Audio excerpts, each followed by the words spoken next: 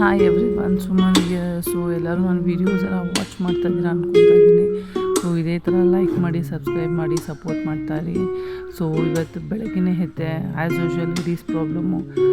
ಬೆಳಗ್ಗೆ ಎದ್ದು ಮನೆ ಒರೆಸಿ ಕಸ ಗುಡಿಸಿ ಆಚೆ ಕಸ ಗುಡಿಸಿ ರಂಗೋಲಿ ಹಾಕಿ ಬ್ರೇಕ್ಫಾಸ್ಟ್ ಪ್ರಿಪೇರ್ ಮಾಡಿ ಆಮೇಲೆ ಸರಿ ಅಂದ್ಬಿಟ್ಟು ಅಡುಗೆ ಮನೆಯೆಲ್ಲ ಕ್ಲೀನ್ ಮಾಡಿ ಆ್ಯಸ್ ಯೂಶ್ವಲ್ ಎಲ್ಲ ಆಯಿತು. ಇದೊಂದು ಆಡಿಯೋ ಕೇಳಿದೆ ನಾನು, ಇದು ನಿಮ್ಗೆಲ್ಲರಿಗೂ ತೋರಿಸ್ಬೇಕು ಅಂದ್ಕೊಂಡೆ. ಈ ಆಡಿಯೋ ಕೇಳಿಸ್ಕೊಂಡು ಬನ್ನಿ, ಆಮೇಲೆ ನಾನು ಅದ್ರ ಬಗ್ಗೆ ಮಾತಾಡ್ತೀನಿ. ಈ ವಿಡಿಯೋ ನೋಡಿ. ಪೀರಿಯಡ್ಸ್ ಟೈಮ್ನಲ್ಲಿ ಹುಡುಗಿಯರಿಗೆ ಅಥವಾ ಸ್ತ್ರೀಯರಿಗೆ ಮೂಡ್ ಸ್ವಿಂಗ್ಸ್ ಆಗ್ತದೆ. ಯಾಕೆ ಗೊತ್ತಾ?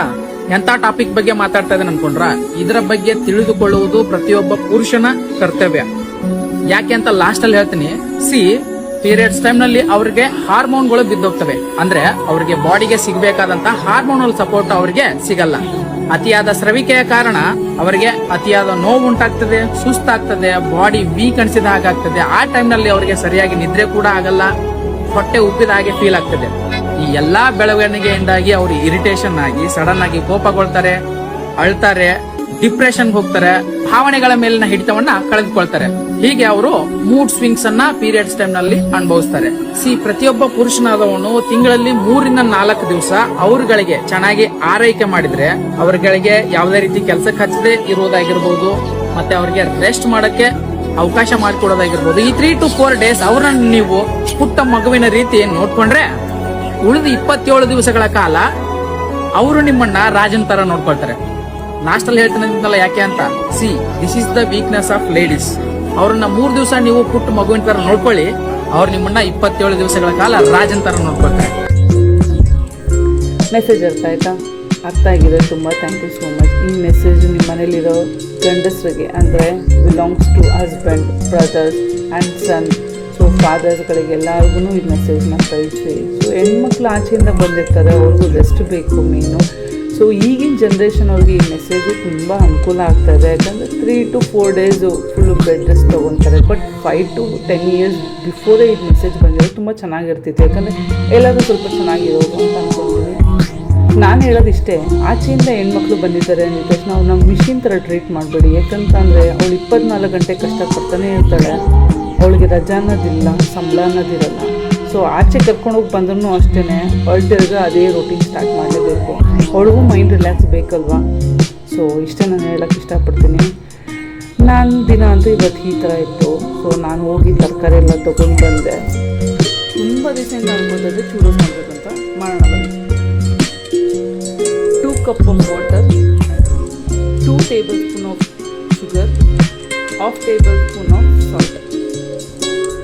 ಸ್ವಲ್ಪ ನೀರು ಬೆಚ್ಚಗಾಗದ ಕೂಡಲೇ 100 grams ಆಫ್ ಬಟರ್ ಹಾಕಿ ಚೆನ್ನಾಗಿ ಮಿಕ್ಸ್ ಮಾಡಿ, ಮೆಲ್ಟ್ ಆಗದ ಕೂಡಲೇ 2 cup ಆಫ್ ಮೈದಾ ತೊಗೊಂಡಿದ್ದೀನಿ. ನಾನಿಲ್ಲಿ ಮಿಕ್ಸ್ ಮಾಡಿ ಗಂಟಿಗೆ ಚೆನ್ನಾಗಿ ಮಿಕ್ಸ್ ಮಾಡಿ. ನಾನು ಎಷ್ಟು ಮಿಕ್ಸ್ ಮಾಡ್ತೀನಿ ನೋಡಿ.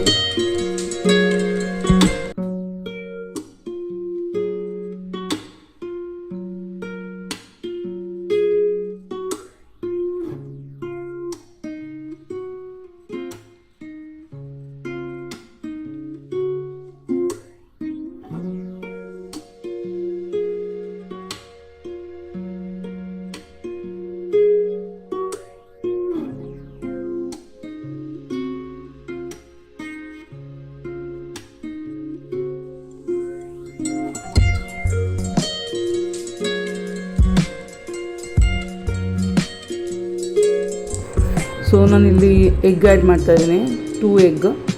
ಚೆನ್ನಾಗಿ ಅಲ್ಲೇ ಬ್ಯಾಟರ್ ಮಾಡ್ಕೊಳ್ಳಿ, ಚೆನ್ನಾಗಿ ಮಿಕ್ಸ್ ಮಾಡ್ಕೊಳ್ಳಿ ತಿರ್ಗಾ. ಅದು ಬಂದ್ಬಿಟ್ಟು ಗಂಟು ಇರಬಾರ್ದು, ಫುಲ್ಲು ಸಾಫ್ಟಿನೆಸ್ ಬರಬೇಕು ಪೈಪಿಂಗ್ಗೆ.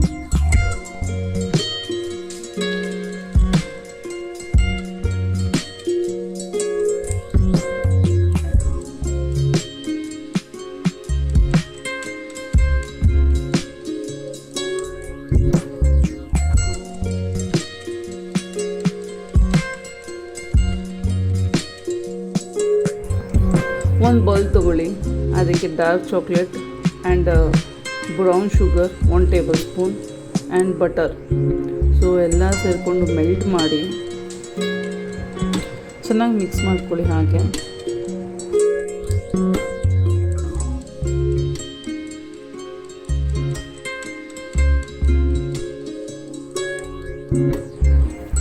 ಸೊ ಬ್ಯಾಟರ್ ಏನು ಮಾಡ್ಕೊಂಡಿನೋ ಅದನ್ನು ಮಿಕ್ಸ್ ಚೆನ್ನಾಗಿ ಮಾಡಿಕೊಂಡು ಪೈಪಿಂಗ್ಗೆ ರೆಡಿ ಮಾಡಿಕೊಂಡೆ.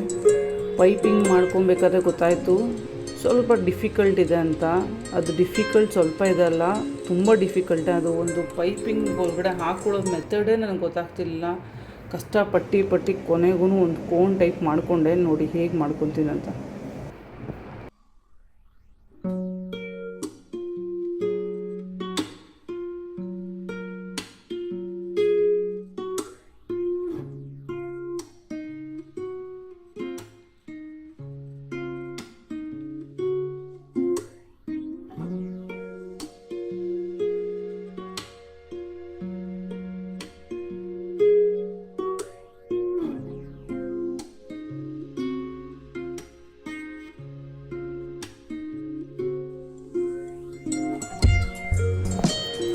ಕೊನೆಗೆ ಪೈಪಿಂಗ್ಗೆ ಎಲ್ಲನೂ ಫಿಲ್ ಮಾಡಿಕೊಂಡೆ. ಫಿಲ್ ಮಾಡಿದ್ಮೇಲೆ ಇವಾಗ ನಾನು ಶೇಪ್ ಕೊಡಬೇಕು, ಡಿಸೈನ್ ಮಾಡಬೇಕು ಅದಕ್ಕೆ.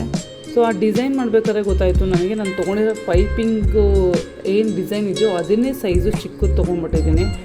ಸೊ ಹಾಗೂ ಹೀಗೂ ಸರ್ಕಸ್ ಮಾಡಿ ಕೊನೆಗೊಂದು ಡಿಸೈನ್ ಓಕೆ ಆಯಿತು ನನಗೆ. ಆ ಡಿಸೈನ್ ಓಕೆ ಆದಮೇಲೆ ನನ್ನ ಸರ್ಕಸ್ ಅಂತೂ ಯಾವ ಥರ ಆಯಿತು ಅಂತ ನಿಮಗೆ ತೋರಿಸ್ತೀನಿ ನೋಡಿ. ಬಟರ್ ಪೇಪರ್ ಮೇಲೆ ಎಷ್ಟು ಬೇಕೋ ಅಷ್ಟೂ ನಾನು ಮಾಡಿಕೊಂಡೆ. ಮಾಡಿದ್ಮೇಲೆ ಸೈಡಲ್ಲಿ ಶುಗರ್ ಪೌಡರ್ ಆ್ಯಡ್ ಮಾಡಿ ಅದಕ್ಕೆ ಬ್ರೌನ್ ಶುಗರು ಸ್ವಲ್ಪ ಆ್ಯಡ್ ಮಾಡಿಕೊಂಡೆ ಒಂದು ಪ್ಲೇಟಲ್ಲಿ. ಸೊ ಎಲ್ಲ ಮಿಕ್ಸ್ ಮಾಡಿ ಸೊ ಇಲ್ಲಿ ಒಂದು ಪ್ಯಾನಲ್ಲಿ ಆಯಿಲ್ ಹಾಕ್ಕೊಂಡು ಆಯಿಲ್ ಬಿಸಿ ಆದಮೇಲೆ ಬಟರ್ ಪೇಪರ್ ಸಮೇತ ಡಿಪ್ ಮಾಡಬೇಕು ಅಂತ ತೋರಿಸ್ತು. ಸೊ ಡಿಪ್ ಮಾಡಿದ್ಮೇಲೆ ಅದು ಎದ್ದೊಳ್ತಾನೇ ಇಲ್ಲ. ಎದ್ದೊಳುತ್ತೆ ಅಂತ ನಾನು ಕಾಯ್ತಾ ಇದ್ದೀನಿ, ಅದು ಎದ್ದೊಳ್ತಾನೇ ಇಲ್ಲ. ನಾನಂತೂ ಅಲ್ಲಿ ಮಾಡ್ಕೊತಾನೇ ಇದ್ದೀನಿ, ಶೇಪ್ಗಳು ಮಾಡ್ಕೊಂಡು ರೆಡಿ ಮಾಡಿಕೊತಾ ಇದ್ದೀನಿ ಬೇಗ ಮಾಡೋಣ ಅಂತ. ಸೊ ಎದ್ದೊಳ್ಳೇ ಇಲ್ಲ. ನನಗಂತೂ ಒಂಥರ ಬೇಜಾರೇ ಆಗೋಯ್ತು, ಏನಪ್ಪ ಈ ಥರ ನನಗೆ ಸರ್ಕಸ್ ಆಯಿತು ಅಂತ. ಫ್ಲಾಪ್ ಫಾರ್ ಮಿ, ಯಾಕಂದರೆ ನನಗಿದು ಬಂದ್ಬಿಟ್ಟು ಬರಲಿಲ್ಲ ಸರಿಯಾಗಿ. ಸೊ ನನ್ನ ಪ್ರಯತ್ನ ನಾನು ಪಟ್ಟಿದ್ದೀನಿ. ಸೊ ಈ ವಿಡಿಯೋ ನಾನು ಯಾಕೆ ಹಾಕ್ತಾಯಿದ್ದೀನಿ ಅಂದರೆ, ಹೌದು ಪ್ರತಿಯೊಂದು ನಾನು ಚೆನ್ನಾಗೇ ಮಾಡ್ತೀನಿ ಅಂತ ನಾನು ತೋರಿಸ್ಕೊಳಕ್ಕಾಗಲ್ವಲ್ಲ. ಹೌದು ನನ್ನ ಹತ್ರ ಒಂದೊಂದ್ಸತಿ ಫ್ಲಾಪ್ ಆಗುತ್ತೆ. ನನ್ನ ಪ್ರಯತ್ನ ನಾನು ಪಟ್ಟಿದ್ದೀನಿ ಟೇಸ್ಟಿಯಾಗಿ ಬರಲಿ ಅಂತ. ಓಕೆ ಫೈನ್ ಅಂದ್ಬಿಟ್ಟು ನಾನು ಟೇಸ್ಟ್ ಮಾಡಿದ್ಮೇಲೆ ಹೇಳ್ತೀನಲ್ವ ಹೇಗಿತ್ತು ಅಂತ. ಅದಕ್ಕೋಸ್ಕರ ಪ್ರತಿಯೊಂದು ಸಕ್ಸಸ್ಸೇ ಆಗೋದ್ರೆ, ಎಲ್ಲ ಚೆನ್ನಾಗೇ ಆಗೋದ್ರೆ ನಮಗೆ ಹಿಡಿಯೋರು ಯಾರಿದ್ದಾರೆ ಹೌದು ಹೇಳಿ. ಸೊ ನಾನು ಬಂದುಬಿಟ್ಟು ಅದಕ್ಕೋಸ್ಕರ ನನಗೆ ಏನೇನು ಫ್ಲಾಪ್ ಆಗಿದೆಯೋ ಅದನ್ನು ನಾನು ತೋರಿಸ್ಕೊಟ್ಟಿದ್ದೀನಿ. ಸೊ ಅಲ್ಲಿ ಡಿಸೈನ್ ಏನೇನು ಮಾಡಿದ್ನೋ ಅದೆಲ್ಲ ತಗೊಂಡೋಗಿ ಹಾಕಿದ್ದೀನಿ ನಾನು. ತೆಗೆದ್ಬಿಟ್ಟು ಹಾಕಿ ಹೇಗೆ ಬರುತ್ತೋ ನೋಡೋಣ, ಓಕೆನಾ. ಸೊ ಅಲ್ಲಿ ತನಕ ನಾನೇನು ಮಾಡ್ತೀನಿ ಅಂದರೆ, ಮಿಕ್ಸ್ ಮಾಡಿಕೊಂಡಿದ್ನಲ್ವ ಅಲ್ಲಿ, ಸೊ ಎಗ್ಗೆಲ್ಲ ಹಾಕಿ ಇಲ್ಲ. ಸೊ ಎಗ್ಗೆಲ್ಲ ಹಾಕ್ಬೇಕು, ಸ್ಮೆಲ್ ಇತ್ತು ನನಗಂತೂ. ಇವತ್ತು ಶುಕ್ರವಾರ ನಮ್ಮ ಮನೇಲಿ ಹಲೋವೇ ಮಾಡಲ್ಲ. ಸೊ ಅದನ್ನ ಏನು ಮಾಡಿದೆ ಅಂದರೆ, baking powder 1/2 tablespoon of baking powder, 2 tablespoon of sugar, ಯಾವುದು ಬ್ರೌನ್ ಶುಗರ್ ಹಾಕಿ, ಆಮೇಲೆ cocoa powder 2 tablespoon of cocoa powder ಹಾಕಿ ಅದು ಚೆನ್ನಾಗಿ ಮಿಕ್ಸ್ ಮಾಡಿಕೊಂಡೆ. ಸೊ ನೋಡೋಣ ಇದರಿಂದ ಏನಾದರೂ ಮಾಡ್ಬೋದಾ ಅಂತ. ಸೊ ಅಷ್ಟು ಬಿಸಾಕಬೇಕಲ್ವ, ಅದಕ್ಕೋಸ್ಕರ ಗೊತ್ತಾದರೆ ಮನೇಲಿ ಬೈತಾರೆ ಅಂದ್ಬಿಟ್ಟು ಎಲ್ಲ ಸೇರ್ಕೊಂಡು ಮಿಕ್ಸ್ ಮಾಡಿ ಸೊ ಕೇಕ್ ಮಾಡೋಣ ಅಂತ ಚೆನ್ನಾಗಿ ಮಿಕ್ಸ್ ಮಾಡಿಕೊಂಡೆ. ಅದನ್ನು ಮಾಡಿದ್ಮೇಲೆ ಕೇಕ್ ಮಾಡೋಣ ಅಂತ ಡಿಸೈಡ್ ಮಾಡಿಕೊಂಡೆ.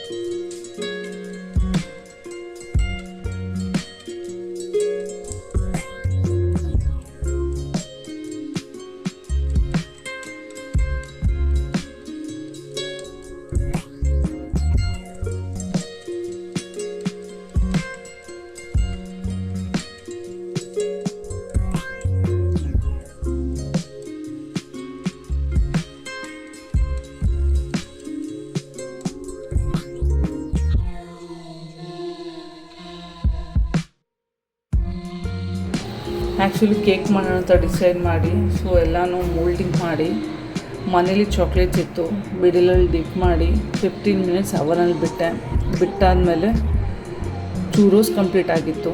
ಚೂರೋಸ್ದು ಟೇಸ್ಟ್ ಮಾಡೋಣ ಅಂದ್ಬಿಟ್ಟು ನಾನು ನನ್ನ ಮಕ್ಕಳು ಮಾಡಿದ್ವಿ. ಚೆನ್ನಾಗಿತ್ತು, ಬಟ್ ಶೇಪ್ ಕರೆಕ್ಟಾಗಿ ಪ್ರಾಪರಾಗಿರಲಿಲ್ಲ. ಓಕೆ ಫೈನ್ ಅಂದ್ಬಿಟ್ಟು ಅದು ಶುಗರ್ ಪೌಡರ್ ಜೊತೆಗೆ ಮಿಕ್ಸ್ ಮಾಡಿಕೊಂಡು ಟೇಸ್ಟ್ ಮಾಡಿದ್ವಿ. ಚೆನ್ನಾಗಿತ್ತು ಆ್ಯಕ್ಚುಲಿ, ಫ್ಲಾಪ್ ಆಗಿದ್ರು. ಸೊ ಎಲ್ಲ ಮುಗಿಯೋಷ್ಟು ನನ್ನ ಕಿಚನ್ ಇಷ್ಟು ಅಧ್ವಾನ ಆಗಿತ್ತು. ಸೊ ಅದೆಲ್ಲ ಕ್ಲೀನ್ ಮಾಡಿ ನಾನು ಮನೇಲಿ ಮೊಟ್ಟೆ ವಾಸನೆ ಇರಬಾರ್ದು ಅಂದ್ಬಿಟ್ಟು ಪ್ರತಿಯೊಂದು ಕ್ಲೀನ್ ಮಾಡಿದೆ. ಸೊ ನೋಡಿ ಹೇಗೆ ಕ್ಲೀನ್ ಮಾಡ್ತೀನಿ ಅಂತ ಅಡುಗೆ ಮನೆ.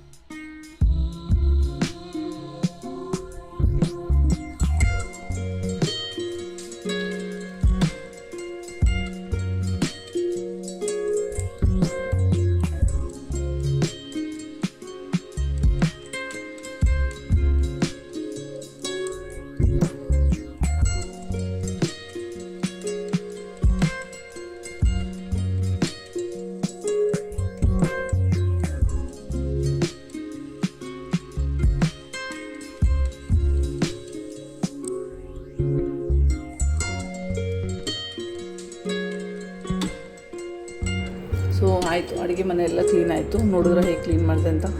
ಸೊ ದಯವಿಟ್ಟು ರಾತ್ರಿ ಹೊತ್ತು ಸಿಂಕಲ್ಲಿ ಪಾತ್ರೆ ಇಡಬೇಡಿ, ಕಾಕ್ರೋಚಸ್ ಎಲ್ಲ ಜಾಸ್ತಿ ಆಗ್ತಾ ಇರುತ್ತೆ. ಸೊ ಬೆಟರು ರಾತ್ರಿನೇ ಎಲ್ಲ ಕ್ಲೀನ್ ಮಾಡಿಟ್ಬಿಟ್ರೆ ಸೊ ಕಾಕ್ರೋಚಸ್ ಜಾಸ್ತಿ ಆಗೋಲ್ಲ, ಅದೊಂದು ಟಿಪ್ಪು. ಆಮೇಲೆ ಕೇಕ್ ಹೀಗಾಗಿತ್ತು, ಸ್ನಾನ ಮಾಡಿ ಫ್ರೆಶ್ ಅಪ್ ಎಲ್ಲ ಆಗಿ ನನ್ನ ದಿನ ಈ ಥರ ಇತ್ತು. ಸೊ ಊಟ ಎಲ್ಲ ಕಂಪ್ಲೀಟ್ ಮಾಡಿದ್ಮೇಲೆ ಮಲ್ಗೋ ಟೈಮ್ ಬಂತು. ಸೊ ದಯವಿಟ್ಟು ಇದೇ ಥರ ವೀಡಿಯೋಸ್ ನೋಡಿ ಸಬ್ಸ್ಕ್ರೈಬ್ ಮಾಡಿ. Keep supporting me. Thank you so much.